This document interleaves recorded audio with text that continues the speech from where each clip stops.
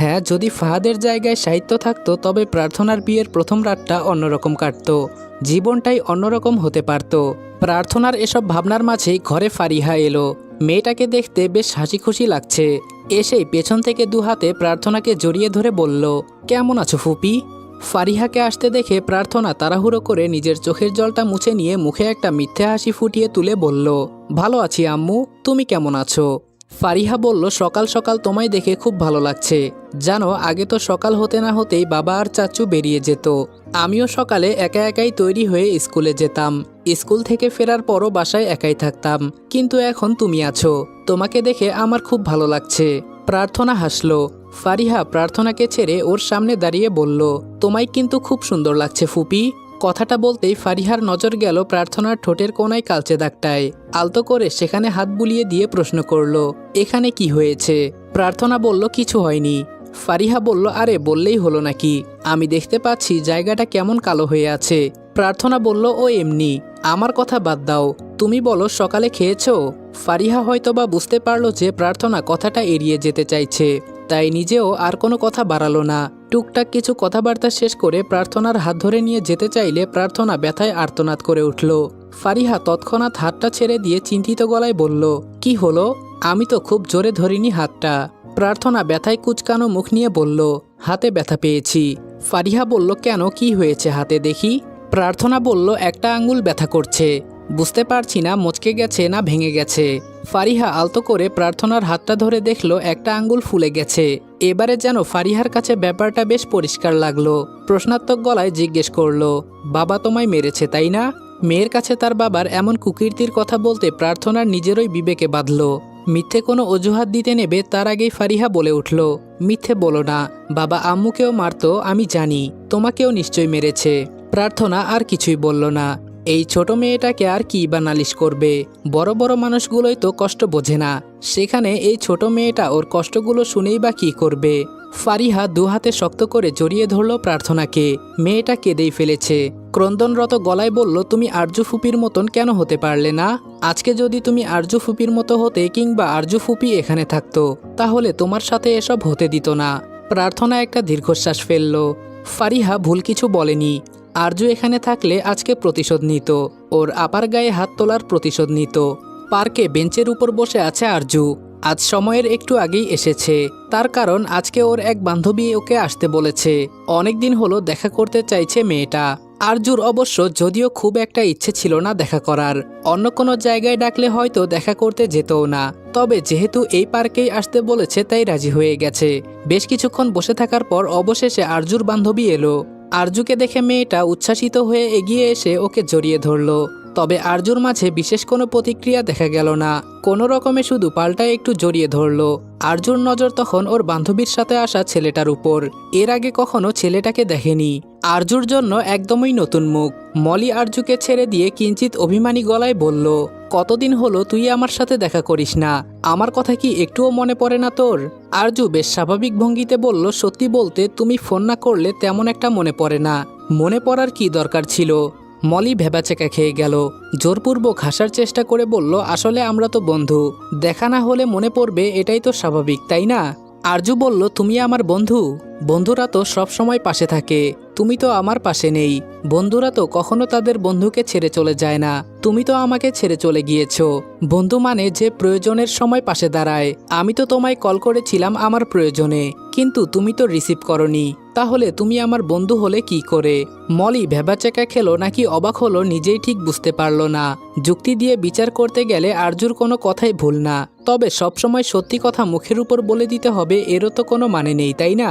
মলির কাছে অন্তত মনে হলো এখন আরজু এই সত্যি কথাগুলো না বললেও পারত, অন্তত ওর নিজের কাছে একটু হলেও কম অপরাধবোধ অনুভূত হতো।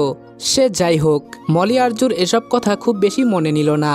জানে মেয়েটা সবসময় সত্যি কথাই বলে, একদম ঠাস ঠাস করে মুখের উপর বলে দেয় সবকিছু। নিজের সাথে আনা ছেলেটাকে দেখিয়ে আরজুকে বলল, আচ্ছা বাদ দে সেসব কথা, এইটা তোর দুলাভাই। আরজু একবার ছেলেটার দিকে তাকালো। আরজুকে তাকাতে দেখে জুবাইর হালকা হেসে একটু আন্তরিকতা জানানোর চেষ্টা করলো, তবে আরজুর মুখ দেখে তার নিজের মুখের হাসিটাও হাওয়া হয়ে গেল। আরজু মলির দিকে তাকিয়ে বেশ সহজ স্বাভাবিক গলায় প্রশ্ন করল, এর আগেও যে একজনকে এনে পরিচয় করিয়ে দিয়েছিলি দুলাভাই বলে, উনি কোথায় তাহলে? তুমি এক মেয়ে হয়ে কয়জনকে বিয়ে করবে? আরজু কথা শেষ করার সাথে সাথে মলি ওর মুখ চেপে ধরল। মলি টেনে আরজুকে একটু সাইডে নিয়ে এসে বলল, এসব কি বলছিস তুই? কার সামনে কি বলতে হয় জানিস না? আরজু বলল, কেন তুমি ওনাকে বলনি যে এর আগেও তোমার কারোর সাথে সম্পর্ক ছিল? সম্পর্কের শুরুতেই যদি মিথ্যে বলো তাহলে সম্পর্ক টিকবে কি করে? পরে উনি জানলে তো কষ্ট পাবেন। মলি বলল, আরে ভাই আমি বলেছি ওকে, কিন্তু বারবার ওর সামনে কথাগুলো তোলার কি দরকার? তুই চুপ থাক। আর কি তখন থেকে তুমি লাগিয়েছিস? আরজু বলল, তুই বলে ডাকার সম্পর্ক এখন আর নেই। তুমি ঠিক আছে। যাই হোক, তোমার কথা শুনে আমার মনে হচ্ছে তুমি ওনাকে ঠকাতে চাইছো। একটা কথা মনে রেখো, রিভেঞ্জ অফ নেচার নামে একটা কথা আছে। আজকে তুমি ওনাকে ঠকালে কাল কিন্তু উনিও তোমাকে ঠকাতে পারে। একবার ওনার বিশ্বাস ভাঙলে উনি আর কখনোই তোমায় বিশ্বাস করতে পারবে না। আর 2 দিন পর পর ভালোবাসা বদলানো ছেড়ে দাও। এগুলোকে ভালোবাসা বলে না, এগুলোকে বলা হয় টাইম পাস। অবশ্য ভালোবাসবেই বা কি করে? ভালোবাসা বলতে কিছু হয় নাকি? আপনাকে বোধহয় কখনো কেউ ভালোবাসেনি, তাই না মিস? সেজন্য আপনি ভালোবাসাতে বিশ্বাসই করতে পারেন না। আবারও সেই পরিচিত কণ্ঠস্বর। আরজুর ভালো লাগে না এক মানুষের সাথে বারবার একই জায়গায় দেখা হলে। কেন ঘুরে ফিরে লোকটা ওর সাথে কথা বলতে আসে? সে কি বুঝতে পারে না যে আরজু বিরক্ত হয়? তবে আরমান আসাতে মলি যেন হাফ ছেড়ে বাঁচল। এখন নিজের ওপরেই রাগ হচ্ছে। মনে হচ্ছে কেন জুবাইরকে নিয়ে আরজুর সাথে দেখা করতে এসেছিল। ওর তো বোঝা উচিত ছিল যে মেয়েটা এমনই শটান, মুখের উপর সব বলে দেয়। একটা দীর্ঘশ্বাস ছেড়ে আরমানকে উদ্দেশ্য করে বলল, ভাগ্যিস আপনি ঠিক সময়ে এসে আরজুকে থামালেন ভাইয়া, না হলে এই মেয়েটা আমার অবস্থা খারাপ করে দিচ্ছিল। আরমান আলতো হেসে বলল, ওনার কথা শুনে আমার মতো মানুষের পর্যন্ত ঘাম ছুটে যায়, আর সেখানে আপনার অবস্থা যে খারাপ হবে এটাই স্বাভাবিক। তো মিস আরজু, ভালোবাসার প্রতি আপনার ঘৃণার কারণটা জানতে পারি? আরজু বলল, জেনে কি আপনার কোনো উপকার হবে? আরমানের মনে হলো যদি বলে উপকার হবে না তাহলে হয়তো আরজু বলবেও না, তাই মাথা নাড়িয়ে হ্যাঁ বোধক উত্তর জানালো। যেহেতু আরজু বুঝতে পারলো যে উত্তরটা জানালে আরমানের উপকার হবে, তাই ভাবলো বলা যেতেই পারে। উপকার হবে তার মানে প্রয়োজনীয় কথা, আর প্রয়োজনীয় কথা বলা যেতেই পারে। আরজু বলল, ভালোবাসার প্রতি আমার আলাদা করে কোনো ঘৃণা নেই। ভালোবাসা জিনিসটাই ঘৃণিত। ভালোবাসা মানে কেউ না কেউ কষ্ট পাবে, কেউ না কেউ কাউকে ঠিকই ঠকাবে। ভালোবাসা মানে কোনো একজনের প্রতি আমাদের ঘৃণা ঠিকই তৈরি হবে, তার মানে ভালোবাসা ঘৃণিত। আরমান বলল, কোথায় লেখা আছে এরকম কথা যে ভালোবাসলে কেউ না কেউ কষ্ট পাবেই? আরজু বলল, লেখা না থাকলে নতুন করে লিখে নিন। প্রত্যেকটা বিষয় কোনো না কোনো সময় কেউ না কেউ কোথাও লিপিবদ্ধ করেছে। এই কথাটা হয়তো আজ অবধি কোথাও লেখা নেই। এবার থেকে না হয় আপনি আপনার মনে এটা লিপিবদ্ধ করে নিন, কাজে লাগবে। আরমান বলল, আপনার কি মনে হয় না আপনি মানুষটা একটু অদ্ভুত? আরজু বলল, আমি অদ্ভুত হলেই বা কি আর স্বাভাবিক হলেই বা কি? যেখানে আমি মরে গেলেও কারো কিছু যায় আসবে না, সেখানে আমি মানুষটা অদ্ভুত, তাতে কি আসে যায়? আপনাকে একটা কথা বলছি, আমার পিছু নেবেন না, আমি নিষেধ করে দিচ্ছি। আরমান একটু শব্দ করে হেসে উঠে বলল, আরে আমি তো আপনার পিছু নেইনি। ওই যে দেখছেন জুবাইর, ও আমার বন্ধু। ও আমাকে এখানে আসতে বলেছিল, এজন্যই এসেছি। আরমানের কথার প্রেক্ষিতে আরজু আর কিছু বলল না। যেহেতু আরমান প্রমাণ করেই দিল যে আরজুর পেছনে পেছনে আসেনি, তাহলে তো আরজুর কিছু বলা মানায় না। আরমান যেখানেই যাক তাতে আরজুর কি? সরাসরি দৃষ্টি নিক্ষেপ করলো মলির উপর। হালকা গম্ভীর গলায় বলল, আমি আসছি। আরজুর কণ্ঠ শুনে মলির আর আটকানোর সাহসই হলো না। আরজু চলে যেতে নিলে আরমান ওর সামনে গিয়ে দাঁড়ালো। আরজুর মুখভঙ্গি দেখে বোঝা গেল না বিরক্ত হলো নাকি রেগে গেল। আরমান ওকে কিছু বলার সুযোগ না দিয়েই নিচ থেকে বলে উঠল, আমার পাওনা টাকাটা দেবেন না? আরজুর অভিব্যক্তি বদলে গেল। একটু চিন্তিত লাগলো আরজুকে, কিংবা লজ্জিতও বলা চলে। টাকার কথাটা ভুলে গিয়েছিল। ব্যস্ত গলায় আরমানকে বলল, দুঃখিত, আমি আসলে ভুলে গিয়েছিলাম বিষয়টা অন্যান্য চাপে। আরজুর কণ্ঠের অপরাধবোধ দেখে আরমানের নিজেরই কেন যেন খারাপ লাগলো। মনে হলো কথা বলার জন্য বলার ভুল বিষয়টা কাজে লাগিয়েছে। আরমান বলল, আরে ক্ষমা চাইতে হবে না, ঠিক আছে, আপনার যখন সময় সুবিধা হবে দিয়ে দেবেন। আরজু বলল, আমার কাছে টাকা আছে, আমি আপনাকে দিচ্ছি। আরজু ব্যাগের পকেট থেকে একটা 1000 টাকার নোট আরমানের দিকে বাড়িয়ে দিয়ে বলল, আপনার পাওনা টাকাটা নিয়ে বাকিটা আমাকে ফেরত দিন। আরমানের মনটা খারাপ হয়ে গেল। এই একটা অজুহাতই তো ছিল আরমানের কাছে বারবার আরজুর সাথে কথা বলার জন্য। সেই দিন আরজু যেভাবে গুনে গুনে কয়েকটা খুচরো টাকা দিয়েছিল, তাতে আরমান ভেবেছিল বাকি টাকাটা দিতে হয়তো ওর একটু সময় লাগতে পারে। হোক টাকার পরিমাণটা অল্প, কিন্তু সেটুকু আরজুর জন্য বিশাল। টাকাটা হাতে নিয়ে কিছুক্ষণ ভাবলো কি করা যায়। বেশ তাড়াতাড়ি একটা উপায়ও পেয়ে গেল। আরমান বলল, আমার কাছে তো এত খুচরো নেই, আপনি খুচরো দিন। আরজু বলল, আমার কাছে তো খুচরো হবে না। আচ্ছা একটু দাঁড়ান, আমি ব্যবস্থা করছি। আরজু নোটটা হাতে নিয়ে মলিকে দিয়ে বলল, খুচরো আছে কিনা। মলির কাছে খুচরো নোট আছে। যেই সাই জানাতে যাবে অমনি দেখলো আরমান ইশারায় না বলতে বলছে। মলি বেশ তাড়াতাড়ি আরমানের ইশারাটা বুঝতে পেরে বলল, নেই। আরজু এবার একটু বিপদে পড়ল। আগ বাড়িয়ে গিয়ে কাউকে বলবে খুচরো আছে কিনা সেসব আরজুর দ্বারা সম্ভব না। বলা যায় আগ বাড়িয়ে গিয়ে কারোর সাথে কথা বলতে পারবে না আরজু। কোনো উপায় না পেয়ে আরমানের কাছে গিয়ে অপরাধী গলায় বলল, আমাকে ক্ষমা করবেন, আসলে আমার কাছে এখন খুচরো নেই, আর একটা দিন অপেক্ষা করুন। কথা দিচ্ছি আমি আগামীকাল ভার্সিটি গিয়ে আপনাকে ফেরত দিয়ে দেব। আরমান বলল, আরে ঠিক আছে, এত ব্যস্ত হতে হবে না, আপনার যখন সুবিধা হয় তখন দেবেন, আমরা তো নিজেরই মানুষ, একে অপরের থেকে টাকা ধার নেব, বিপদে আবার ফেরত দেব, এটা তো স্বাভাবিক ব্যাপার, এত ব্যস্ত হবেন না।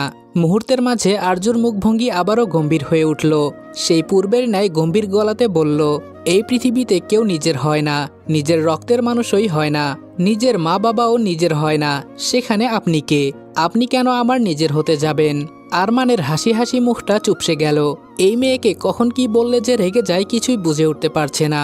ভালো কথা বললেও রেগে যায়, খারাপ কথা বললে তো কোনো কথাই নেই, তাহলে বলবেটা কি? আবার আরমান চুপচাপ থাকলে তো এই মেয়ে আগ বাড়িয়ে কোনোদিনও কথা বলবে না। তাহলে আরমানও যদি চুপ করে থাকে তাহলে সম্পর্কটা এগোবে কি করে, প্রেমটা হবে কি করে? ভালোবাসার প্রতি এই মেয়ের যে পরিমাণে তীব্র ঘৃণা, একে তো এখন সরাসরি বলাও যাবে না যে ওর সাথে প্রেম করতে চায়। বলা যায় না আবার যদি থানায় গিয়ে মামলা করে দেয়। আরমানকে চুপ করে থাকতে দেখে আরজু ফের বলে উঠল, দেখেছেন, আমার এক যুক্তির কাছে চুপ করে গেছেন। আপনি যদি সত্যি আমার নিজের মানুষ হতেন তাহলে আপনি জোর গলায় আমাকে নিজের মানুষ হিসেবে দাবি করতেন, সেজন্য ভাবনা চিন্তা করে কথা বলবেন। আরমান অসহায় মুখ করে বলল, আমি যদি জোর গলায় দাবি করতাম আপনি তখন বলতেন কোন অধিকারে এভাবে বলছি? আপনি আসলে চানটা কি আমার থেকে বলুন তো, আমি কি করলে আপনি খুশি হবেন? আরজুর ভ্রুদয়ের মাঝে সূক্ষ্মবাদ সৃষ্টি হলো। সন্দেহী গলায় প্রশ্ন করল, আমায় খুশি করে আপনার কি লাভ? আমার থেকে তো আপনার কিছু পাওয়ার আশা নেই, উদ্দেশ্য কি আপনার? আমার থেকে একটা ভোট পাওয়ার জন্য এমন করছেন? আরমান এবারে কিঞ্চিত বিরক্তিমাখা গলায় বলল, রাখুন তো আপনার ভোট, আপনার একটা ভোটের জন্য আমি এত কষ্ট করব? কিছুই কি বোঝেন না আপনি? আর সব কিছুতে এত লাভ ক্ষতি খোঁজেন কেন? আরজু বলল, পুরো পৃথিবীটাই যেখানে লাভ ক্ষতির উপর চলে সেখানে আমি খুঁজলেই দোষ? আপনি আমার পেছনে ঘুরছেন কোনো না কোনো উদ্দেশ্য নিয়ে, কোনো কিছু পাওয়ার লোভেই তো। তাহলে আমি মিথ্যে বললাম কোথায়? আরমান অনেক কষ্টে নিজেকে সংযত করে মুখে একটু হাসি ফুটিয়ে তুলে বলল, আমি তো বলিনি আপনি মিথ্যে বলছেন, আপনি মিথ্যে বলতেই পারেন না। তবে একটা কথা বলি আপনাকে, বলতে পারেন উপদেশ, মাঝে মাঝে একটু হেসে হেসেও কথা বলা যায়, তাতে অপর পাশের মানুষটা একটু নার্ভাস কম হবে। এই দেখুন আমি হাসছি, হেসে হেসে কথা বলছি, সেজন্য আপনি নার্ভাস হচ্ছেন না, কিন্তু আপনার গম্ভীর কণ্ঠ শুনে আমি নার্ভাস হচ্ছি। আরমানের কথায় আরজুর অভিব্যক্তির কোনো পরিবর্তন ঘটল না। কাটকাট গলায় বলল, আপনি নার্ভাস হচ্ছেন তার কারণ আপনি জানেন, আপনি নিজে যুক্তিহীন কথা বলছেন, আর আমার কথায় যে যুক্তি আছে সেটা আমিও জানি, আপনিও জানেন। নিজের ওপরে কনফিডেন্স থাকলে অপর পাশের মানুষ যে গলাতেই কথা বলুক না কেন আপনি কখনোই নার্ভাস হবেন না। যখন স্টেজে উঠে সবার সামনে বক্তব্যে নানা কথা বলেন তখন নিজের উপর কনফিডেন্স থাকে, এজন্যই আপনি নার্ভাস হন না। সেই কনফিডেন্সটা সবসময় নিজের মাঝে ধরে রাখবেন। এখন আসছি। আরমানের আর সাহস হলো না আরজুর সামনে গিয়ে দাঁড়ানোর। এবার যদি আটকানোর চেষ্টা করে মেয়েটা নির্ঘাত ওকে মেরে ফেলবে। আরজু যেতে আরমান একটা স্বস্তির নিঃশ্বাস ফেলল। বেশ বড়সড় একটা ঝড় বয়ে গেল ওর উপর দিয়ে। জুবাইর আরমানের কাঁধে হাত রেখে বলল, ভাই ঠিক আছিস তুই? কেন ওর সাথে লাগতে গিয়েছিলি? আমার তো মনে হয় মেয়েটা পাগল। আরমান ঝাড়ি মেরে বলল, একটা থাপ্পড় লাগাবো, আর একদিন পাগল বললে তোকে পাবনা পাঠিয়ে দিব, ভাবি ডাকবি ভাবি।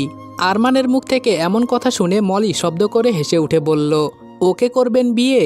অসম্ভব, আরজু তো ব্রত করেছে বিয়ে না করে জীবন কাটাবে।